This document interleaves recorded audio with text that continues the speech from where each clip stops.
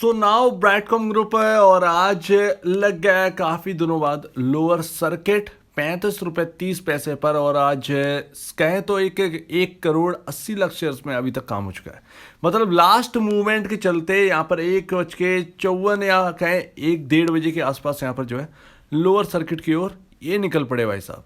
और आज का वॉल्यूम 1,80,00,000। काफ़ी दिनों बाद ये ऐसा वॉल्यूम हमको देखने को मिला है। सडन बिकवाली इसके अंदर आई है। इवन यहाँ पर आईटी का बात करें तो टीसीएस देखिए तो आपको पता चल जाए कि असलियत क्या चल रही है। और मार्केट की तेज़ी को मत देखिए, वो मार्केट का तेज़ी आपको साथ देखने को मिलेगा ही नहीं एक्चुअली। और अगर हम 1 बजे तक की डिलीवरी क्वांटिटी देखें तो 50 लाख मान लेते हैं, सीधे 3-3:30 बजे तक यही होने वाला है। माफ़ कीजिए, 50 लाख शेयर से डिलीवरी परसेंटेज हमको देखने को मिली है। 50 लाख शेयर डिलीवरी क्वांटिटी में गए हैं और ये दोबारा शक तो हो ही गया था। एक तो यहाँ पर ट्रेंड लाइन जो है वो ब्रेक होते हुए दिखी थी और ये ट्रेंड लाइन पर बार बार सपोर्ट ले ही रहा था, लेकिन इस बार जो है वो ब्रेक हो गई।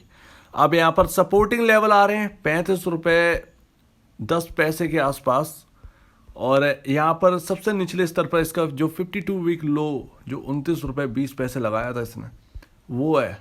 यानी कि सेकंड सबसे बड़ा सपोर्ट ये 29 रुपये 20 पैसे है इस स्टॉक के अंदर। तो सारी बात छोड़ते हैं, डिकोड करते हैं हमारा Q2 का रिजल्ट कैसे आने वाले, नतीजे क्वार्टरली रिजल्ट कैसे रहने वाले हैं, जो कि अब आगमन हो चुका है। कुछ ही हफ्तों बाद, 1-2 हफ्तों बाद यहाँ पर जो है आपको टीसीएस इन्फोसिस के रिजल्ट आते हुए दिखेंगे। स्टार्टिंग अब हो चुकी है, कुछ 10-15 दिन की वेटिंग है। तो चलिए अब डिकोड करते हैं हमारे Q2 के रिजल्ट को, सितंबर क्वार्टरली रिजल्ट्स। और यहाँ पर ध्यान रखिए, कंपनी का इस साल का जो टारगेट है, जो प्रॉफिट का अनुमान नहीं है लेकिन नेट सेल का अनुमान उन्होंने दिया था, तो यहाँ पर 7,140 करोड़ का यहाँ पर जो है टारगेट बना के रखे हैं और उस हिसाब से चल रहे हैं कंपनी।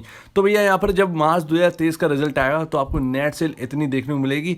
हो सकता है आउट परफॉर्मेंस करते हुए नजर आए, हो सकता है इकोनॉमिकली यहाँ पर जो है थोड़ा सा प्रेशर हमको देखने मिले, तो ये टारगेट अचीव ना होते हुए दिखे, थोड़ा सा कम होते हुए दिखे। अभी जो है हमें परसेंटेज वाइज देखना है जरा। जून Q1 का जो है भैया वो हमें year on year quarter basis पर अगर हम देखेंगे तो 126% की जंप हमको देखने को मिली थी यहाँ पर नेट सेल में।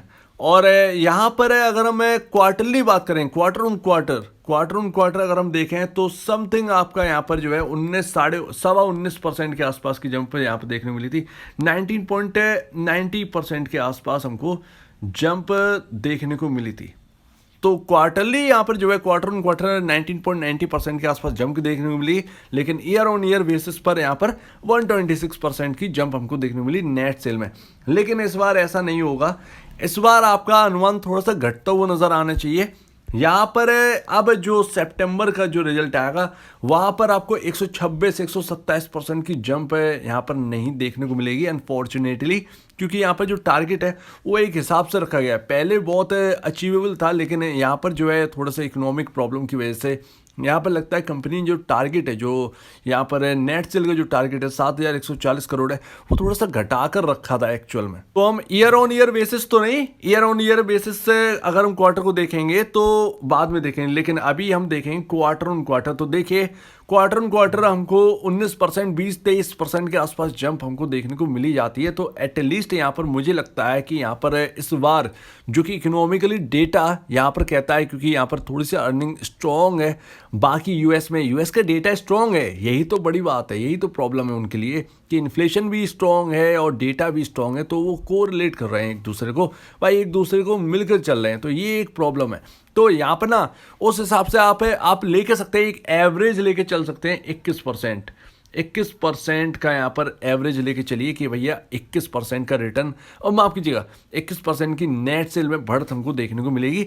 समथिंग आपका सितंबर क्वार्टरली रिजल्ट जो है ना वो आपका 1800 करोड़ से 1850 करोड़ के आसपास रहना चाहिए नेट सेल। और यहाँ पर नेट सेल के बाद जो नेट प्रॉफिट है उसमें हम बात नहीं कर सकते, क्योंकि अभी जो जिस तरीके से प्रॉब्लम है तो वहाँ पर खर्चे ना कहीं बढ़ते और घटते दिख सकते हैं। तो इसी वजह से यहाँ पर जो है हम नेट प्रॉफिट के ऊपर बात नहीं करेंगे, लेकिन एक अनुमान अगर हम लेके चलें तो यहाँ पर 310 करोड़ के आसपास का प्रॉफिटेबिलिटी यहाँ पर बननी चाहिए। अब देखते हैं कितना सही है, क्योंकि यहाँ पर एक अनुमान के हिसाब से एक हम एवरेज लेते हैं, क्योंकि हमने Q1 के रिजल्ट में एक अनुमान लगाया था 1500 करोड़ का, तो आसपास हम आते हुए देखे 1481 करोड़ का यहाँ पर नेट सेल्स निकलती हुई दिखाई दी थी पिछले बार।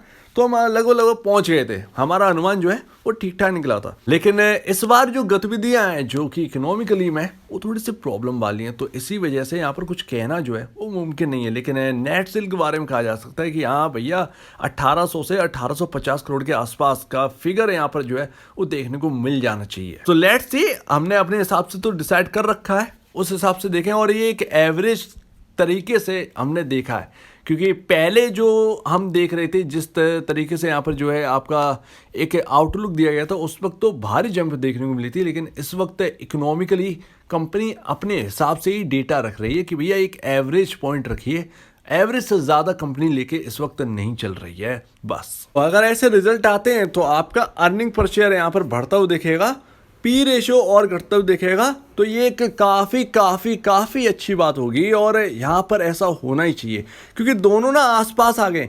दिक्कत ये है कि 2 बोनस दिए ना, तो उसकी वजह से ना आपका ईपीएस जो है वो पर शेयर ज़्यादा बढ़ गया है। 2 बोनस बैक टू बैक होने की वजह से थोड़ा सा गैप अगर ये देते ना बोनस के अंदर, तो यहाँ पर बहुत ज़्यादा यहाँ पर सही रहता, बहुत सही रहता। लेकिन कंपनी के डबल बोनस देने पर यहाँ पर जो है ज़्यादा प्रॉब्लम होती हुई आई। ईपीएस जिस तरीके से बढ़ रहा था उस तरीके से बोनस यहाँ पर जिस तरीके से दिए गए वो बढ़ता हुआ ज़्यादा नजर आया, ज़्यादा शेयर में ईपीएस बढ़ गया। लेकिन अब जो है अगर क्वार्टरली रिजल्ट ये अच्छे लाते हैं तो यहाँ पर जो है ईपीएस और तेजी से जंप होता हुआ दिखेगा और आपका पी रेशियो और डाउन आता हुआ दिखेगा। और अब 1 साल समथिंग होने जा रही है। दिसंबर 2021 से ये गिरावट हुई थी स्टार्ट इसके अंदर, और इस वक्त दिसंबर 2022 की ओर हम आ चुके हैं। लमसम 1 साल पूरा होने जा रहा है। हमने 1 साल में कुछ भी अच्छा बेहतर इस स्टॉक के अंदर होते हुए नहीं देखा है। उम्मीद यह है कि क्वार्टरली 2 रिजल्ट जो है वो आउट परफॉर्म करें, जो हमने बात करी अभी उससे बेहतर आए तो बहुत ज़्यादा यहाँ पर जो है बढ़ता हुआ नजर आएगा।